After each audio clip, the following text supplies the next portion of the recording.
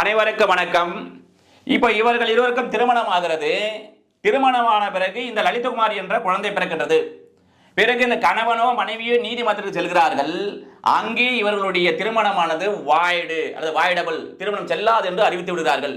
இப்பொழுது என்ன கேள்வி என்றால், இந்த குழந்தையானது இந்த பெற்றோர் சொத்தில் உரிமை கோர முடியுமா, அல்லது பெற்றோர் அல்லாத இந்த அம்மாவனுடைய அப்பா அம்மா இருக்காங்களே, தாத்தா பாட்டி, இவர்கள் சொத்தில் உரிமை கோர முடியுமா?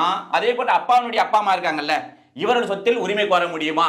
இந்த குழந்தைக்கு இந்த பெற்றோர் வைத்திருக்காங்கல்ல, ஒரு வீடு இருக்கு, நிலம் இருக்கு, 22 லட்சம் பேங்க் பேலன்ஸ் இல்ல, இந்த பெற்றோர் பெற்றிருக்கிற சொத்தில் தான் உரிமை கோர முடியுமே தவிர, இந்த பெற்றோர்களை தவிர மற்றவர்களிடமிருந்து அவங்க தாத்தா பாட்டி இருந்த இந்த சொத்திலோ அல்லது இந்த தாத்தா பாட்டி சொத்திலோ எந்த உரிமையும் கோர முடியாது. இந்து திருமண சட்டம் 1955 படி முழு விவரத்திற்கு லிங்கை பயன்படுத்தி பார்த்துக் கொள்ளவும்.